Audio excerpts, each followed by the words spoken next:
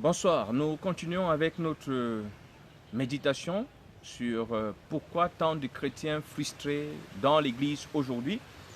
Dans la première partie, nous avons évoqué plusieurs faits et nous allons continuer dans la même dynamique. Nous allons relire le même verset que nous avons lu tout à l'heure, mais nous allons lire dans une autre version pour mettre en exergue un élément important qui nous arrive souvent de négliger. Nous sommes dans Matthieu chapitre 11, versets 28 à 30. Cette fois-ci, nous allons lire le même verset dans la version parole de vie. Donc, voilà ce qui est écrit. Venez auprès de moi, vous tous qui portez des charges très lourdes et qui êtes fatigués, et moi je vous donnerai le repos.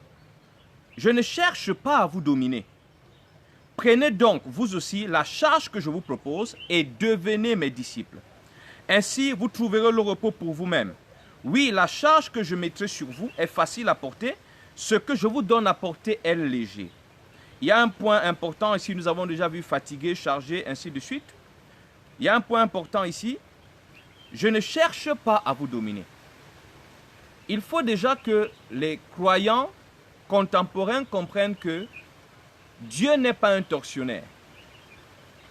Dieu n'est pas un tortionnaire, ce n'est pas un bourreau. Son objectif, ce n'est pas de nous mater ou nous faire souffrir, non. Même si ces méthodes ont tendance à faire souffrir notre chair, c'est normal. Parce que la chair ne se soumet pas à la volonté de Dieu. Parce qu'il est question ici de nous orienter dans une dynamique dans laquelle naturellement, génétiquement, nous n'avons pas toujours été disposés à évoluer. Donc c'est normal qu'il y ait un peu cette dureté, cette douleur-là, liée au fait que notre nature, qui avait déjà pris ses dispositions, qui avait déjà pris ses positions, a du mal à réintégrer, à rejoindre Dieu dans sa dynamique. Mais l'objectif de Dieu, ce n'est pas de nous torturer, ce n'est pas de nous faire souffrir. Maintenant, nous continuons. Prenez donc vous aussi la charge que je vous propose et devenez mes disciples. Il y a un fait aujourd'hui, la difficulté pour les croyants contemporains à accepter la charge que Jésus leur propose. Et par charge ici, nous entendons la vie qu'il choisit pour eux. L'une des causes de frustration, c'est que les uns et les autres n'ont pas la vie qu'ils voulaient avoir. Et c'est paradoxal. C'est-à-dire que, on l'a dit au début, ils viennent à Christ avec des attentes, avec des prévisions, avec des calculs. Maintenant, Christ, lui, il a une autre histoire avec eux. Christ a d'autres prévisions. Et quand Christ maintenant commence à dérouler, à déployer le plan que lui, il a conçu pour eux, il y a problème. Parce que eux, justement, ce n'est pas à ça qu'ils ont pensé. Ils avaient leurs rêves. Peut-être je vais épouser un homme riche, un homme beau, un homme grand de taille, mais voilà, Christ a prévu un type court, un type qui sera ceci, qui sera cela. Ils ont prévu qu'ils devaient vivre à l'étranger, dans telle chose. Christ lui a prévu qu'ils vont aller derrière, je sais pas, Mulundu, Kika, Libongo, là-bas, et que c'est là-bas qu'ils vont aller être missionnaires, ou alors ils vont aller dans un camp de réfugiés. La difficulté à accepter la vie que Christ a prévu pour nous, la vie que Christ nous propose, la vie que Christ nous offre, est une cause de frustration. Or, il est en même temps difficile de comprendre que quelqu'un qui dit que je suis en Christ, qui est supposé avoir compris que désormais son corps et son esprit appartiennent à Jésus, qui est supposé être mort en lui-même, cela a été symbolisé par le baptême, qui est supposé avoir ressuscité pour que désormais soit Christ qui soit vu, continue à être en désaccord, c'est-à-dire à trouver que la vie que celui qu'il appelle son maître et son seigneur a choisi pour lui, a destiné pour lui, n'est pas la bonne. Il faut donc, déjà, il y a ici une urgence de ce que j'appelle un peu de réconciliation. C'est vrai, les chrétiens devraient avoir, les disciples ont le ministère de réconciliation, mais au vu des réalités aujourd'hui, j'ai l'impression que les chrétiens d'aujourd'hui ont besoin eux-mêmes de se réconcilier avec Dieu d'abord, de se mettre en accord, de s'accorder avec Dieu, parce qu'il y a un sérieux problème de désaccord, et ce désaccord est l'une des causes de frustration permanente que j'ai pu rencontrer chez les croyants. C'est-à-dire qu'il y a ce que Dieu pense, ce que Dieu a prévu, ce qu'eux ils ont prévu, ce qu'ils pensent, et les deux volontés s'entrechoquent. À son époque, déjà, Jean-Baptiste pouvait dire, il faut qu'il croie ce que je diminue. Comment allez-vous espérer avoir une vie en paix, une vie épanouie, lorsque, par exemple, Dieu, lui, va à la gauche, vous voulez aller à la droite? Il y a donc ce déchirement-là, cette confusion, cette agitation, cette bataille intérieure qui vont se succéder. et qui ne vont justement pas faciliter votre quotidien. Il est important de rejoindre le Seigneur, d'accepter ce que le Seigneur donne, d'adhérer à ce que le Seigneur a défini, de faire corps avec, parce que lui-même, c'est ce qu'il a fait par rapport à ce que le Père a décidé pour lui, indépendamment de ce que ça lui a coûté. Et cette attitude révèle justement que les pseudo-morts, c'est-à-dire que ceux qui disent qu'ils sont morts, qui auraient matérialisé cette mort par le baptême, en réalité n'ont jamais été morts. Ils sont bien plus vivants qu'avant. C'est pour ça qu'aujourd'hui, ils peuvent réagir, parce qu'en temps normal, le mort ne réagit pas. Et généralement, ils ne réagissent même pas vis-à-vis du péché, pas forcément. C'est vis-à-vis de Dieu. Et une réaction d'hostilité, une réaction d'opposition, une réaction de résistance. N'oublions pas, la Bible dit que Dieu résiste aux orgueilleux et il fait grâce aux humbles. Donc, il y a ce problème-là, cette difficulté ou ce refus d'accepter cette charge, cette vie que Dieu nous donne. Par ailleurs, le repos qui est évoqué ici ne veut pas forcément dire que parce que, je ne sais pas, quand vous veniez à Christ, vous aviez le VIH, vous étiez tuberculeux, ou alors vous souffriez d'une infirmité. Du coup, parce qu'on vous a prêché à travers ce verset, vous imaginez que quand vous allez venir à Christ, la chose va disparaître tout de suite. Non, le repos, ce n'est pas forcément le changement de condition. Le repos, ce n'est pas forcément le changement de situation. Le repos peut aussi être le changement de disposition et de perception. Parce que, dans une certaine mesure, plusieurs des souffrances que nous avons tirent leur force dans le fait que nous avons un mauvais regard. Nous avons une mauvaise position. Nous avons une mauvaise perception des dites situations. Je reprends un exemple. Je crois que je le prenais quelque part ce matin. Vous pouvez être bègue. Et que, justement, le bégaiement est une chose qui vous complexe, qui affecte votre âme, qui affecte votre épanouissement. Et à un moment, quand vous venez à Christ, Christ ne fait pas sauter le bégaiement. Ce bégaiement a fait en sorte que vos rêves ont été mis de côté. Vous vouliez faire communication, vous vouliez être un journaliste, un communicateur, mais voilà, aujourd'hui, parce que vous bégayez, vous n'arrivez pas à le faire. Et une fois que vous êtes en Christ, Christ ne chasse pas, n'enlève pas le bégaiement, mais change votre façon de voir. On sait que Paul avait une écharde. Il a voulu que l'écharde soit ôtée. L'écharde n'a jamais été ôtée, mais désormais Paul pouvait vivre avec cette écharde, sauf que Paul avait une autre vision, une autre appréciation, ce qui lui permettait de vivre avec cette écharde sans que cette écharde puisse vraiment détruire sa paix, altérer sa joie de vivre. Donc, il faut éviter un peu ces scénarios, comme on le disait aujourd'hui, il faut éviter un peu ces clichés. Christ peut, malgré la condition avec laquelle vous êtes venu, vous pouvez venir avec un VIH, avec une tuberculose, il ne la chasse pas forcément.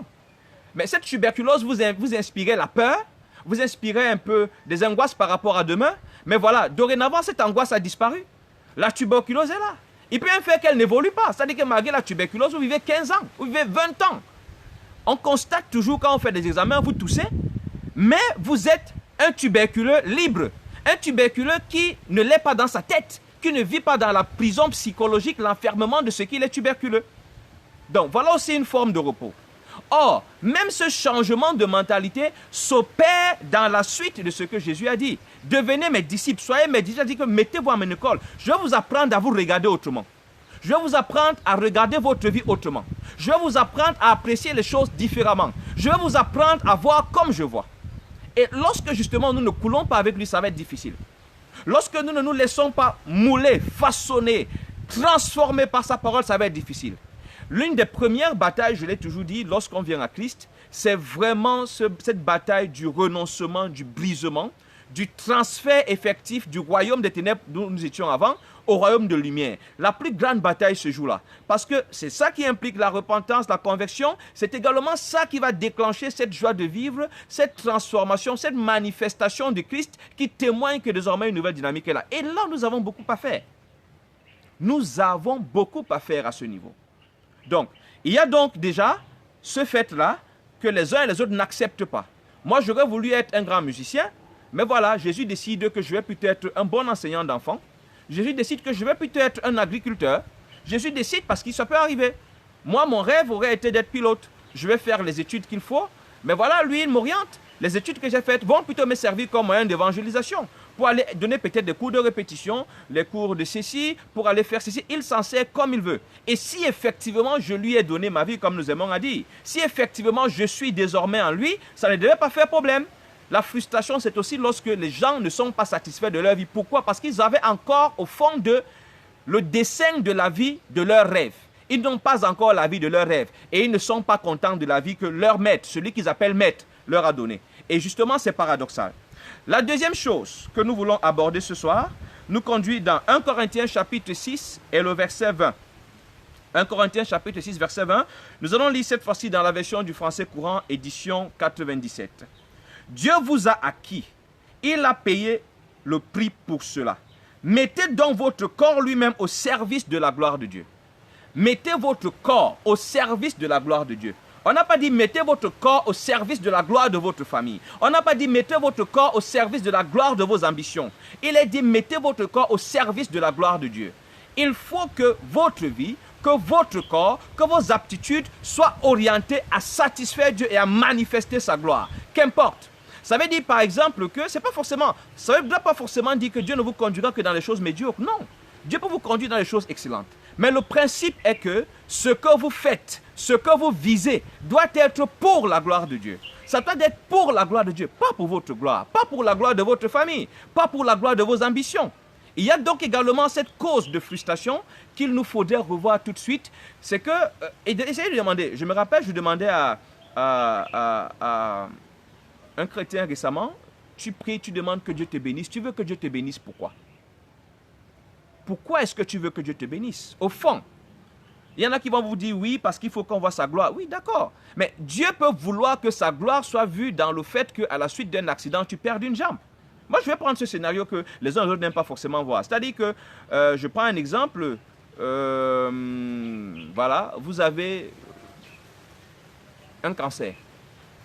Le Seigneur laisse, à la suite d'un mal, d'un accident, vous avez un cancer. Et ce cancer est diagnostiqué à l'hôpital. Et puis, il évolue malgré les efforts. Le cancer ne trouve pas de médicaments, il ne disparaît pas. Et voilà, les médecins vous disent, écoutez, ça ne vaut plus la peine, allez attendre calmement la mort. Et puis, ce cancer va travailler 5-10 ans. On a l'impression que vous êtes maudit. Les gens vont vous dire que vous avez péché, ainsi de suite, ainsi de suite. Et un jour, le Seigneur suscite l'instrument qu'il a prévu pour faire disparaître le cancer. Et quand il fait disparaître le cancer, il vous renvoie dans l'hôpital du médecin qui avait dit qu'il n'y a plus rien à faire. Et voilà que quand vous arrivez, le médecin est surpris. Mais monsieur, madame, comment vous avez fait? Et vous lui dites, voilà, c'est ce que Jésus a fait. Et bon, Jésus aura utilisé le cancer, qui vous aura fait maigrir pendant 5 ans, qui vous aura fait avoir une apparence misérable, mais ce cancer va complètement chambouler, bouleverser le raisonnement du médecin, qui n'arrive pas à croire à cela, il va reconnaître la puissance de Dieu. Il y a cette façon de voir que nous n'avons pas. C'est-à-dire que généralement, pour plusieurs, glorifier Dieu veut dire faire des choses grandes selon les hommes, des choses qui vont davantage entretenir notre image, notre ego, mais ça peut aussi être l'inverse. Le Seigneur peut aussi vouloir se glorifier dans ce qui semble être, je ne sais pas, réductionniste aux yeux des hommes.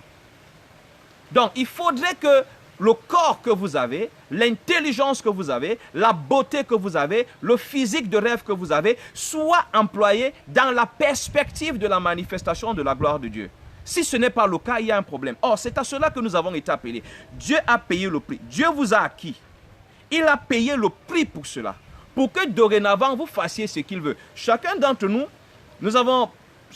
parmi nous, plusieurs paires de chaussures. Il y a la chaussure que vous allez mettre pour les grandes cérémonies. Il y a la chaussure que vous allez mettre pour aller au champ. Jamais votre chaussure ne va se plaindre. Pourquoi moi tu me mets pour aller au champ et moi tu me mets pour aller dans les grandes cérémonies, moi tu me mets pour aller au culte? Ces chaussures vous appartiennent. Vous les avez achetées pour qu'elles fassent ce que vous voulez, pour qu'elles apportent satisfaction à vos désirs, à vos calculs. Nous existons, nous chrétiens, pour que Dieu soit satisfait à travers notre existence. Notre existence vise d'abord la satisfaction de Dieu. D'abord. Alors, si Jésus dit, comme nous l'avons lu le matin, que ma nourriture c'est de faire la volonté, il dit que ce qui fait ma joie, c'est que Dieu soit content. Un consacré, voilà sa perspective. Je suis heureux parce que le Seigneur est content. Je suis heureux parce que le Seigneur est satisfait. Je suis heureux, je ne peux pas être heureux. Et c'est là qu'on devrait arriver à se dire, oui, d'accord. C'est un peu, moi je crois que c'est comme ça que j'interprète un peu l'attitude de Joseph. Non, Madame Potiphar, tu es très belle, tu es très douce. Avoir des rapports sexuels avec toi va satisfaire ma chair. Je serai un peu ennobli, je suis l'esclave qui couche avec la femme du patron. Mais mon Dieu gagne quoi dedans? Mon Dieu gagne quoi? Moi je suis satisfait, mais mon Dieu, qu'est-ce qu'il en tire? Voilà la mentalité de quelqu'un qui est vraiment connecté à Dieu. Mais lorsque tout est évalué par rapport à notre satisfaction, il y a problème. Donc la frustration part aussi du fait que nous n'avons pas fait, nous l'avons dit dans la première partie, nous n'avons pas fait de Dieu notre objectif. La satisfaction de Dieu, notre priorité. L'urgence la plus urgente de notre vie. Et là, c'est un problème. Également, un fait curieux, ces personnes qui en Christ continuent à vouloir vivre en Christ avec la mentalité et la culture de chez eux, c'est-à-dire chez nous. Voyez, vous suivez des chrétiens qui disent non, chez nous, on n'épouse pas les gens de telle ethnie, chez nous, on ne fait pas ceci. Vous avez envie de demander le chez eux dont il parle là, c'est quoi? Il va chanter à l'église, je suis un citoyen du ciel, je suis désormais un enfant de Dieu, j'appartiens à la famille de Jésus, mais dans la vie supposée être nouvelle, supposée être en Christ, il va y vivre avec les valeurs, les standards et la mentalité de sa famille, qui peut-être tire ces valeurs-là de l'ego, des batailles générationnelles, ainsi de suite, ainsi de suite. Il faudrait que nous nous réconcilions avec Dieu, que nous nous harmonisions avec Dieu, si nous voulons sortir de la frustration. Que le Seigneur nous bénisse. Les questions en commentaire, nous restons disponibles. Puissions-nous revoir nos motivations, nos fondations et nous réajuster. Demeurez bénis. Shalom.